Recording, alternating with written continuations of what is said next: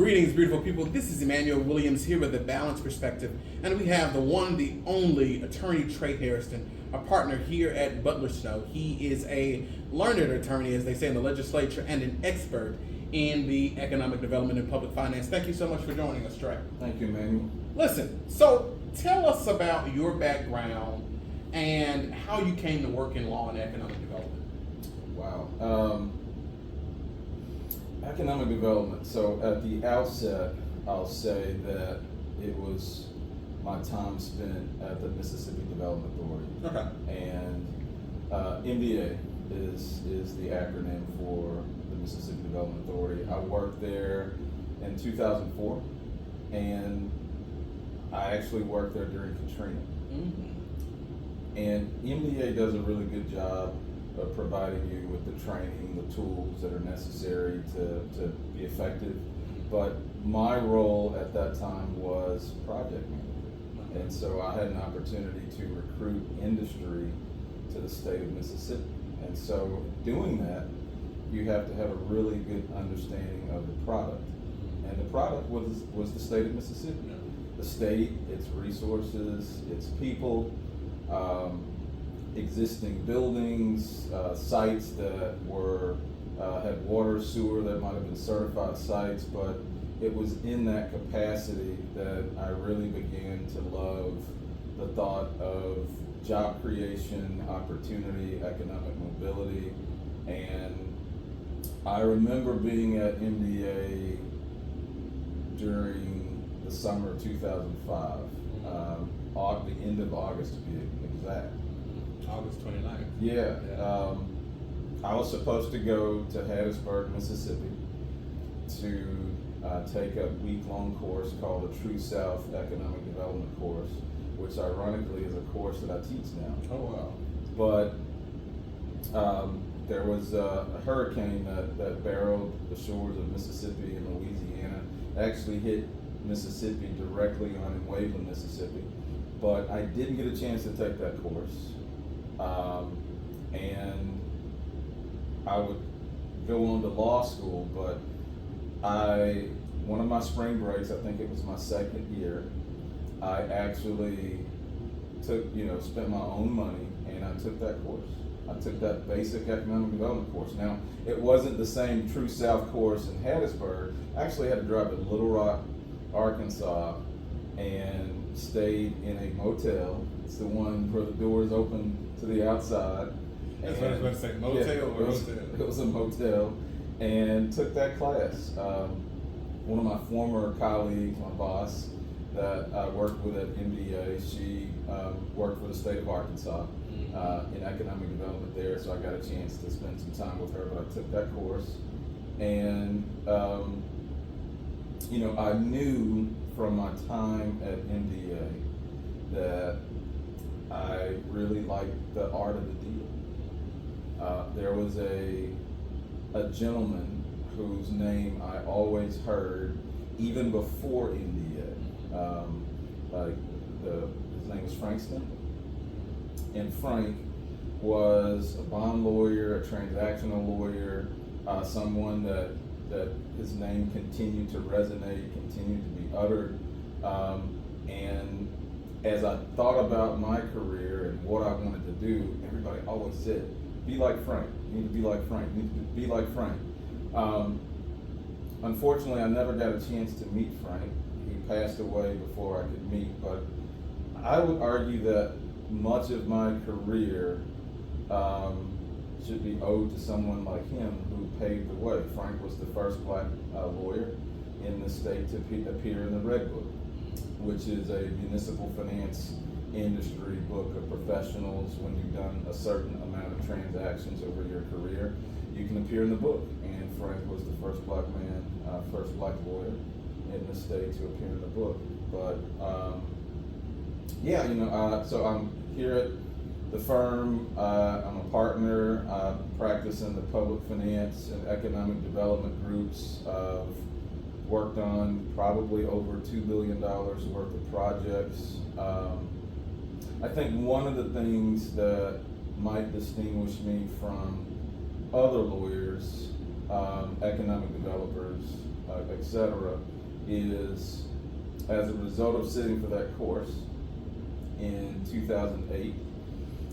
After I made partner in 2017, there's an institute called the Economic Development Institute. It's through Oklahoma University. And I started that program in 2017, and I finished it, I believe it was 2020 or 2021. But by finishing all of that coursework in various cities around the country with cohorts around the country, it allows you to sit for an exam called the Certified Economic Developers Exam. Very intense exam. I'd already passed the bar. I can see it in your face. But I was worried about it because I did not want to fail. I mean, obviously I didn't want to fail the bar either, but this one, it's like, all right, you've been out, you're this smart guy, but so I was really intimidated by it because it had a 20% pass rate. It was a 2-day exam. 20%? Yeah, 20%. Oh, wow. So I took it in Dallas in 2022. It was 3 hours in the morning, 5 essay, 3 hours in the afternoon, 80 multiple choice, 10 short answer, and then the following day there was an oral examination that I was really worried about because it's like, all right, what am I going to be asked? What if I'm not wearing the right color tie? What if they just don't like me? What if I get a committee that just like we're gonna tear this guy to shreds? I mean, feels like being in front of a moot court law school in front of a hot bench. But you got your results back fairly quickly, and I passed on the first try. I think only 6 people passed that weekend, so I'm really excited about that. Not very many lawyers in the U.S. are practicing lawyers within the public finance and economic development industry and also hold the designation of being a certified economic developer. So that's my career in a nutshell in terms of how I got there, how I got here.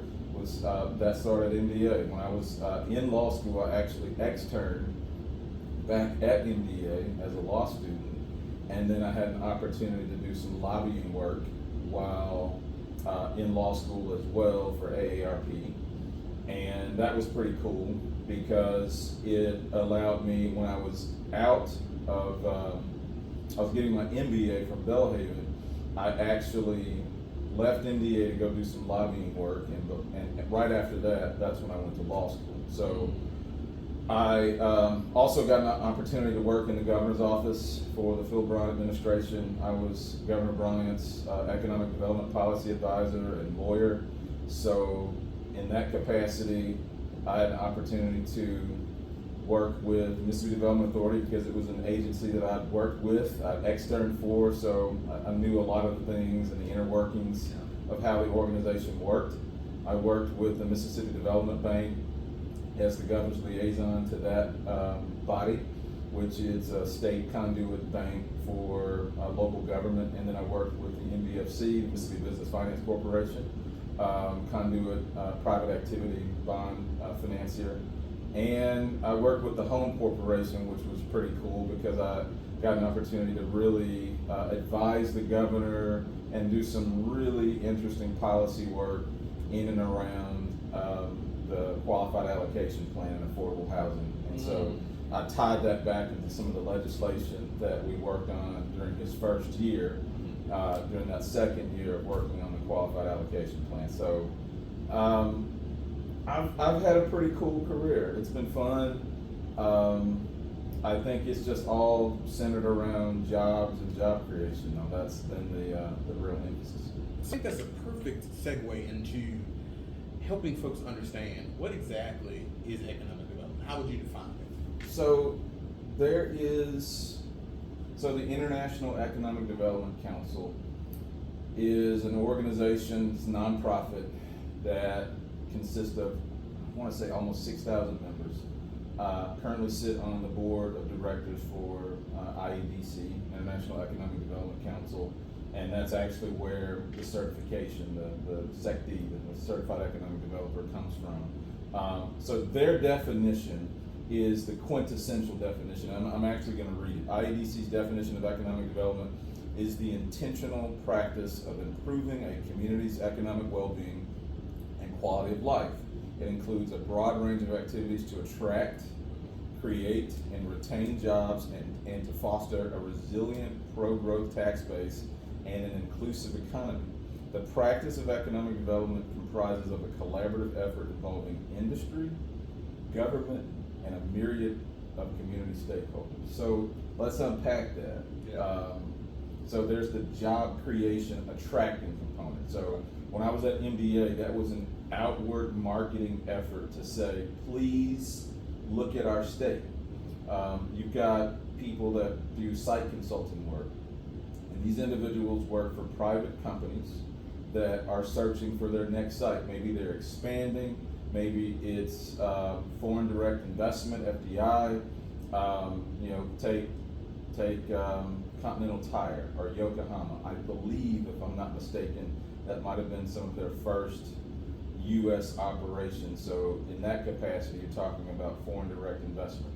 And they're likely to do a 50-state survey to see where's the best site, where's the best workforce, where's the best incentives, where's the best quality of life, where's just simply the best cost, because it's capital. This is capitalism. We're in a capitalistic economy, and so at the end of the day, it boils down to the bottom line. So there's that aspect of economic development, that outward marketing component, where communities are pitching their best sites, pitching buildings. They're attending trade shows. We've got the Jackson Airport that attends Farnborough, I think, over in the UK, and then the Paris Air Show. So you are actively doing things to gain the attention to attract industry to your area. Now, that's just one component of economic development. There's also the existing industry. Right up the interstate here that you can see out our window, maybe 10 minutes or less up the road, is Nissan, which is one of our state's largest employers. I would argue that one of our shipbuilders down on the coast, Ingalls, is likely the largest employer in the state. Perhaps government is also one of the larger employers, UMC, in the healthcare industry. But that is a quintessential existing industry. And economic development, to me, based on that definition, I think it is doing things to assist Nissan be the best company they can be. If that means, from a workforce standpoint, investing in them to find the best workers that are suitably trained to do the job so that they can produce a wonderful product and continue to do so, I think that's important. You want them to continue to grow and expand, and so for some of their EV vehicles, you will do things as a state, as a community, to encourage them to continue to invest, and that might mean additional incentives if they're going to create additional jobs.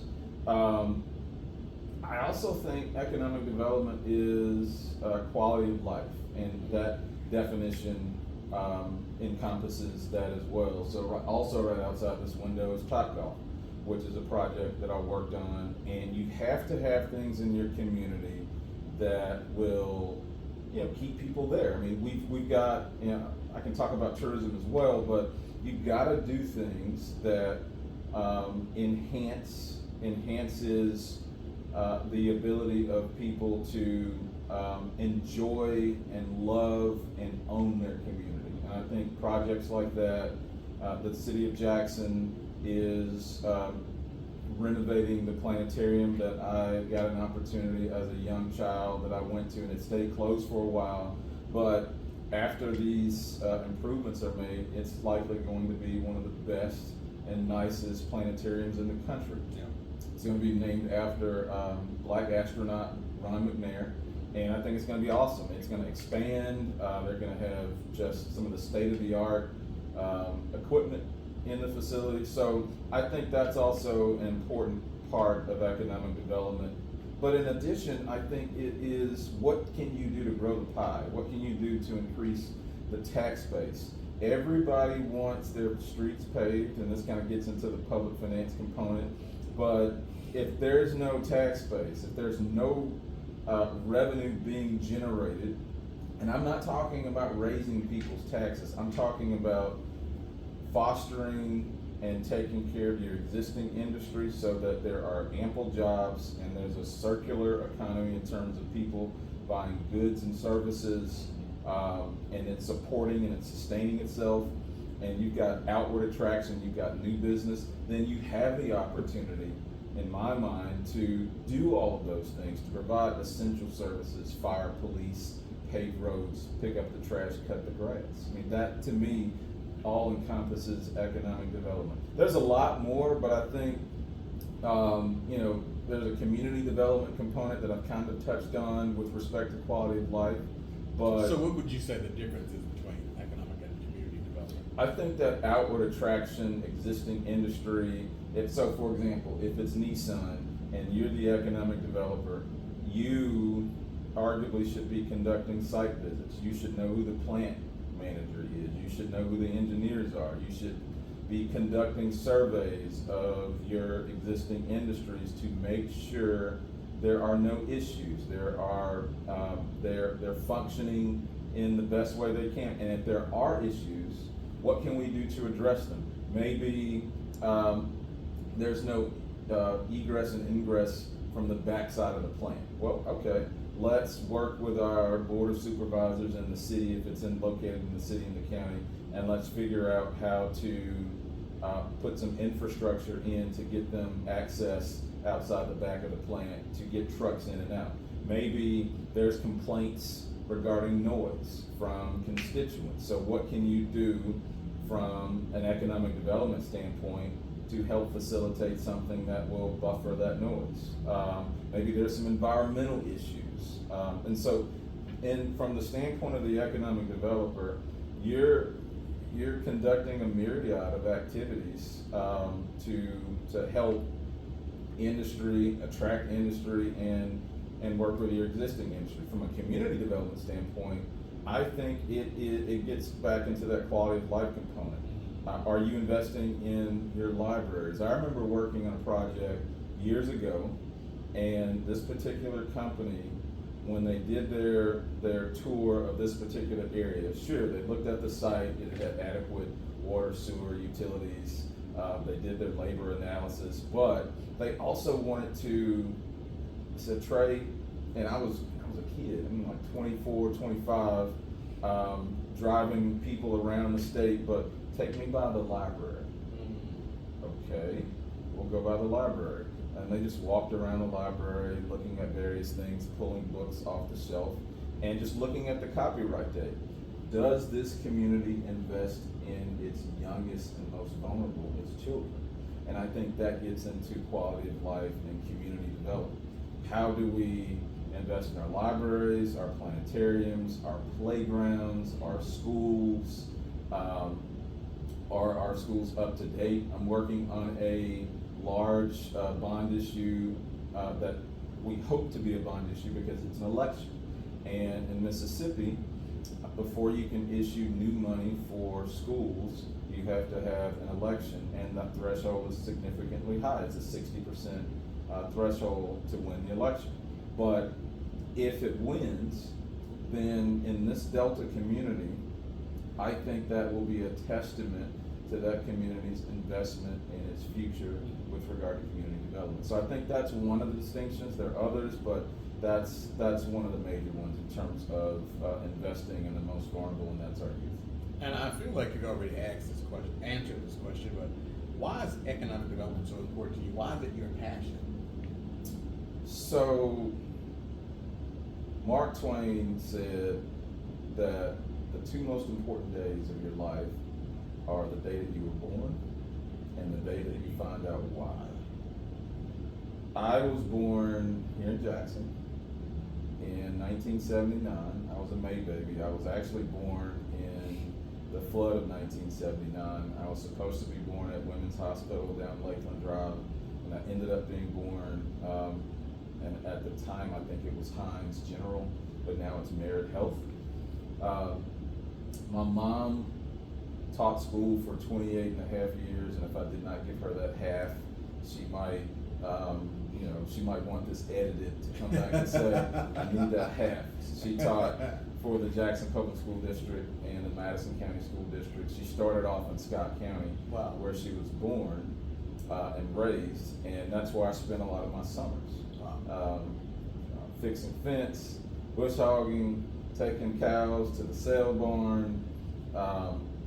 My father was born in Lowndes County, Mississippi, in Columbus, or Crawford, really. And Dad was a letter carrier for the United States Postal Service for 32 years. And they met at Jackson State University. Wow. And I said all that to say, just to give you a flavor of the type of parents that I have, because it gives you an idea of when you were born. From that quote that Mark Twain talked about. The passion around jobs.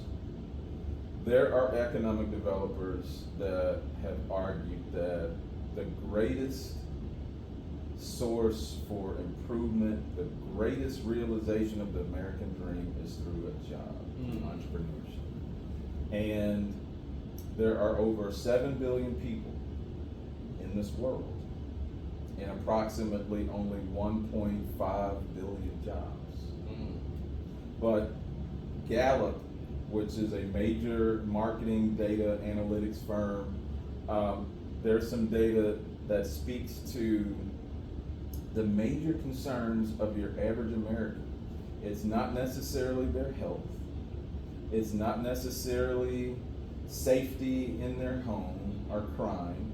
It's not necessarily their kids. It's a job. So the significance of a job and the importance of it was something that was laid down very, very early for me as a child. When I was very young, I said my dad worked at the Postal Services. There was a time during our country's history and a term called going postal. It was when a letter carrier or a postman, several of them would just go into the post office and shoot it up. And my dad, I know this may not resonate with everyone. Mississippi's a pretty red state, but my dad was a member of the union. Not only was he a member of the union, but he was the shop steward, which was like the lawyer for his colleagues. And sometimes he tells me I don't really practice real law. So, but he was their advocate. Yes. And Dad held numerous positions in the union. He was president of the local branch, 216 or 262. It's still somewhat etched into my mind. He was the state president, and he held certain federal positions.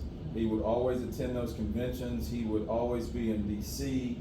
When there were issues for the union. He would call on members of Congress.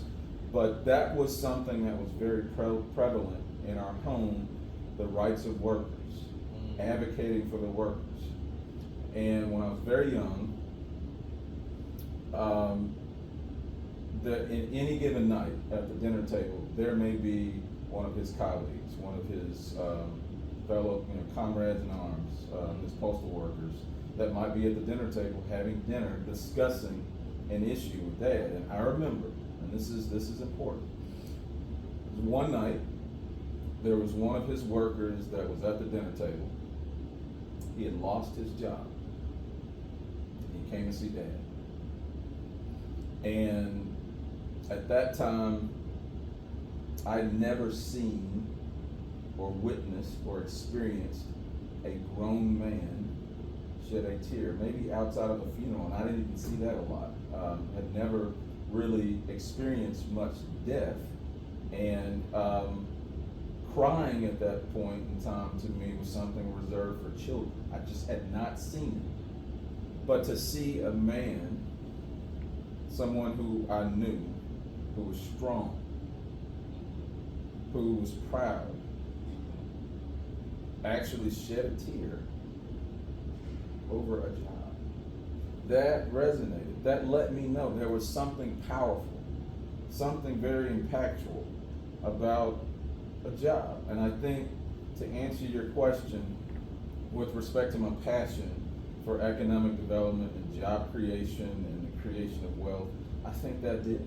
Just the fact that providing for one's family, that from that Gallup poll data, that's so important. I just wanted it to sink in. Like the ability to go to work every day, work a good paying job, and to be able to afford for your family. It's a basic necessity. What's more American than that? Nothing. What's more American than working hard, wanting to provide, and earning a livable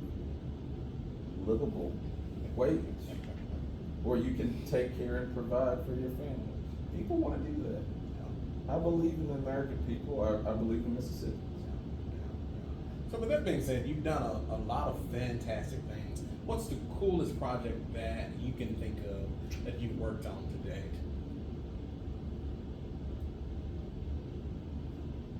Wow, there have been. And I mean, you don't have to just name one if you don't. Okay, well, all right.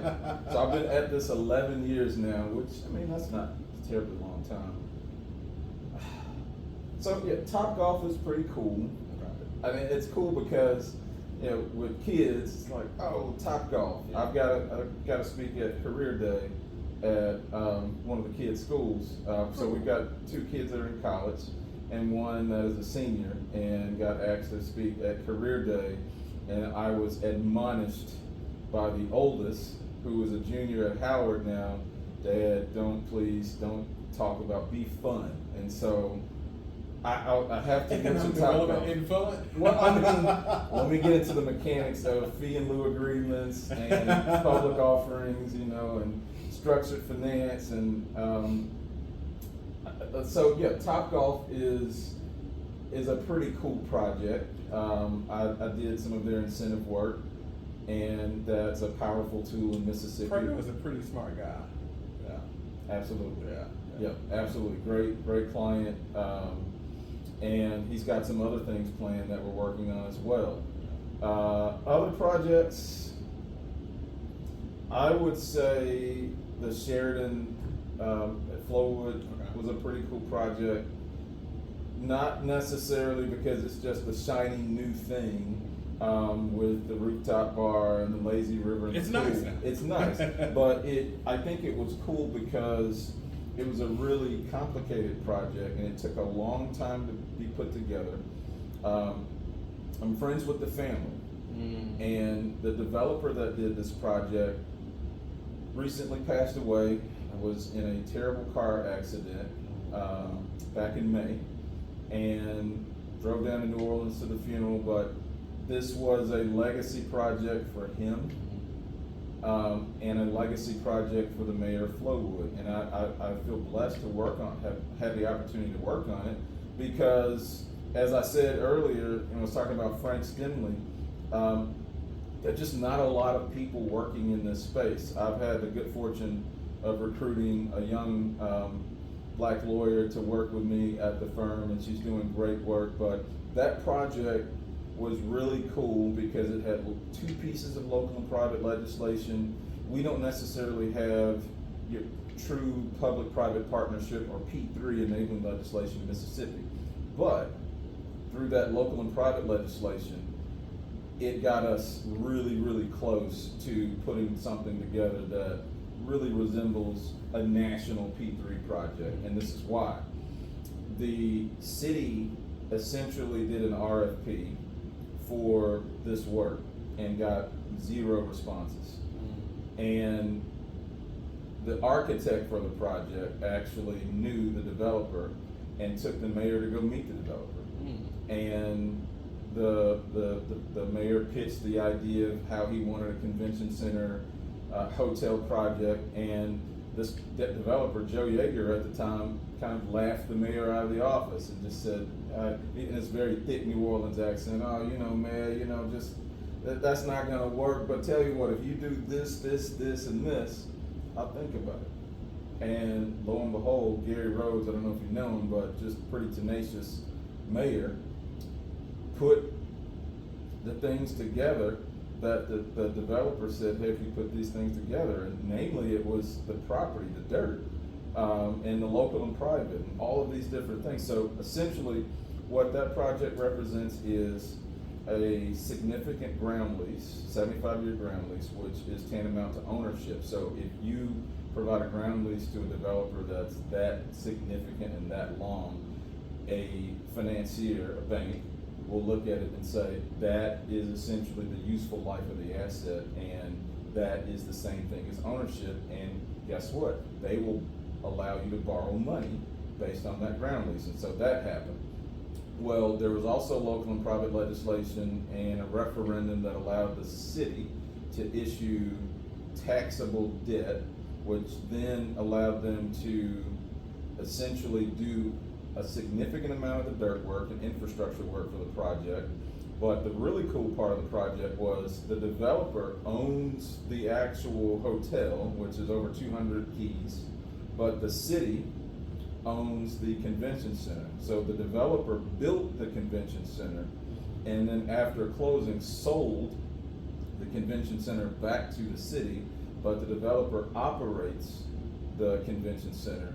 But if a certain revenue threshold is met, there's a revenue sharing mechanism that allows the city to share in some of the profits if it reaches a certain threshold. And so there were some other incentives as well, sales and use tax exemption for the project, construction material and equipment, and we stretched the financing through the Mississippi Business Finance Corporation. There was a tourism tax rebate, which is an attractive tool.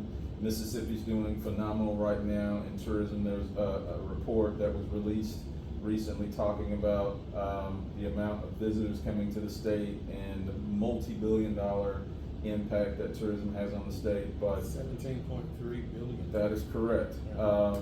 And a lot of state and local sales taxes coming in as a result.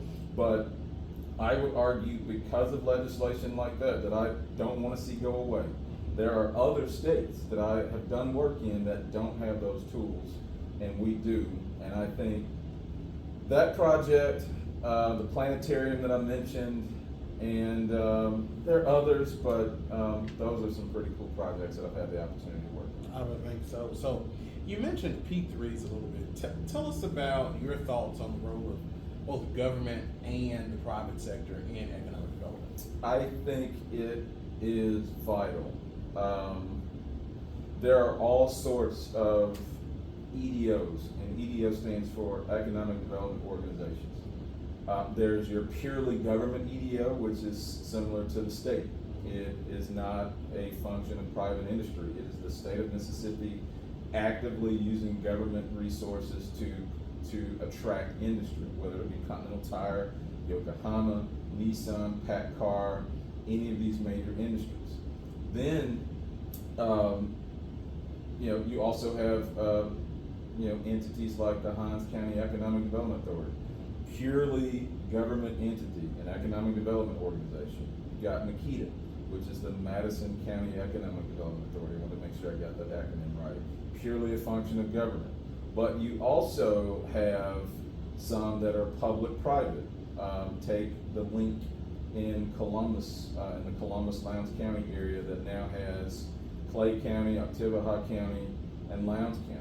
It's a public-private where you got the county and at one point in time the city that were participating.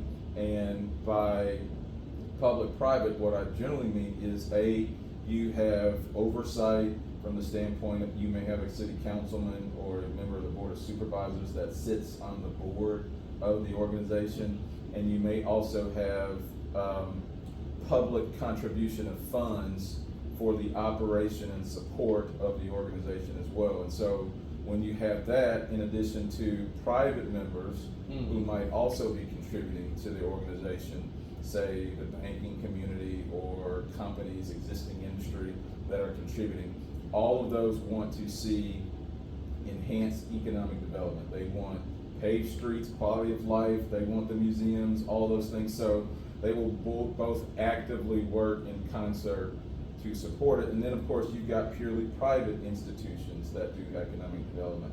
I don't think we have any in Mississippi, perhaps. Generally, they're mostly public-private, supported by a myriad of the public and private. But if one is private, then it simply means that the local economy is coming together. Maybe a chamber of commerce might be a good example, where if it does not have a government component, government support, or government oversight, it's simply the community coming together to fund that organization, to work with the ribbon cuttings, to work with giving various businesses awards if they're doing something great in the community. You'll see those private organizations as well. I've worked with a public-private EDO, Economic Development Organization, in Tennessee with some of my colleagues in Nashville and in Memphis. And what we did, they had all these different parts, and what we essentially did was merged everything into one. And in the grand scheme of things, it is a merger acquisition. It's an M&A transaction. It's got the same components. Money isn't changing hands from the standpoint of a large M&A transaction where you've got, I don't know, Twitter and X or something like that, but the mechanics were there. But essentially, this EDO now became more powerful because all of those parts were working together with the private and the public. So it's, I think it's very important for both the private sector and the public sector to work in concert if you really want to have great assets and products in your community. Wow. I think, we gave a talk in 2019 based on some research that we've done at the International Economic Development Council at their annual conference. And the talk was entitled, "Is Economic Development Enough?" Sure. What does it exactly mean? So that's loaded. That's loaded. I figured that. Yeah. I mean, I think that gets into big picture. Everything that I've talked about is just the active recruitment of industry, is working with existing industry, is even community development. All of those, is that simply enough without digging deeper? And the reason that I mentioned that, in 2023, summer 2023, in Philadelphia, Pennsylvania, there was a panel of mayors that had a conversation around economic development, public finance, etc. On that panel was Frank Scott, the mayor of Little Rock, Arkansas, who at the time was the president and chairman of the African American Mayors Association. On that panel was Andre Dickens, the mayor of Atlanta, and Stephen Reed, who's the mayor of Montgomery, Alabama. And this conversation was really interesting because it went all of these different places, but what we discerned that there was a really interesting distinction between access to capital, access to economic development, and the attraction of industry for communities of color versus majority cities. Even though the output of those communities sometimes far surpass non-communities of color. And one of the charges of Frank Scott was that he wanted to see more from the asset investment communities, investment bankers, etc., in communities of color. And so that turned into, in 2024, we had the 35th anniversary of the National Association of Securities Professionals. So the conference in Philadelphia was the 34th conference of NASP, which is the National Association of Securities Professionals, and then the 35th was in Atlanta. The reason that's significant is because Maynard Jackson was the architect of NASP, Maynard was the first African-American mayor of the city of Atlanta. His name is on the Jackson-Hartsfield Atlanta Airport. He was one of the architects of that airport and one of the architects of getting the Olympics to the city of Atlanta. And we just had the Olympics in Paris, but when you look at and you do the research, the Olympics has only been in Los Angeles, and ironically, it was also in Atlanta. Little Atlanta from the South. How could a city like Atlanta host the Olympics? But it was his genius through organizations like NASP. So 2024, we're having the 35th anniversary. I'm moderating a panel, and Frank Scott came back to tee up this panel. And this panel, it was really inspired by his remarks, but we dug into a book by a Stanford professor. His name is Destin Jenkins, and the book is entitled The Bonds of Inequality. And the book gets into all sorts of things. I want to get this right. His book talked about how often black communities pay more to borrow in the municipal bond market than majority cities. Talked about how HBCUs pay disproportionately higher underwriter fees in Alabama, Mississippi, and Louisiana. And it said that those trading desks, with respect to that commercial paper, it was more difficult to sell. It said studies also found that HBCUs paid the highest fees at the highest levels of anti-black racial animus as measured by surveys, internet searches, and social media posts. Some of his research said that the majority of communities have borrowed municipal debt to finance parks and cultural offerings over the years that have disproportionately benefited white residents and then paid the money back with everyone's tax dollars. It also talked about the municipal bankruptcy in Detroit, and that's interesting because there's been a lot in the New York Times article, Wall Street Journal article about that bankruptcy and how poorly Detroit, this black city, was doing. And now Detroit is this shining beacon of hope, doing great, had a significant turnaround. But his work talked about that bankruptcy in the place of white flight, and how a large part of Detroit's financial story and its bankruptcy has a lot to do with race. And then finally, it talks about something called the black tax. And according to a study, a phenomenon found that as of April 2022, places with more black residents paid a combined total of roughly $900 million a year in extra interest that cannot necessarily be explained other than the communities that are largely black. So, with respect to the question of is economic development enough, I don't think it is. I think we have to go deeper. IEDC, turning back to the International Economic Development Council, they published a playbook recently called Race, Equity, and Economic Development. And it talks about all the things that we can do. And I won't go into it here to go deeper, but I just think about our state and how many weaknesses our state has, and how arguably we aren't catching up. We're diverging. We're getting farther behind. So I've always posited, how do we turn our greatest weakness into a strength? And as I sit here and think about that, we're both Tuvaluans, an HBCU.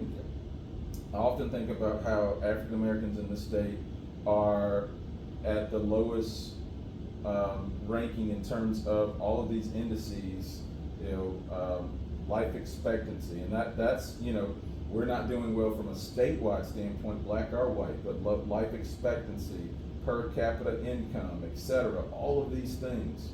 So how do we turn those weaknesses into strengths? And I would argue it's our people. I would argue that it's investing in those that are the weakest in that economy. And so whether it's through tourism when you quoted the figure of 17.3 billion, you know, sure, a lot of tourism is a result of gaming, Yeah. but a lot of tourism, Emanuel, is a result of this exuberant, this ecstatic, very cultural phenomena in Mississippi around the civil rights movement, around black culture and identity, around our food. So again, if diabetes is a weakness in our state, and there have been studies that suggest if that's a weakness, how do we make that a strength? How do we invest our dollars and not be Pollyannish about the fact that it is a weakness, and how can we make that a strength in terms of our healthcare economy and trying to attract some of the brightest minds and scientists and physicians and doctors to UMC and make Mississippi a healthcare hub, similar to what MD Anderson did years ago when it was simply a pasture. So I think, no, economic development is not enough. I think it is, we got to examine this playbook from an economic development standpoint. We have got to engage the weakest among us, and we've got to turn them into a strength. I don't think it can be said any better than that. Thank you so much for joining us today. Thank you.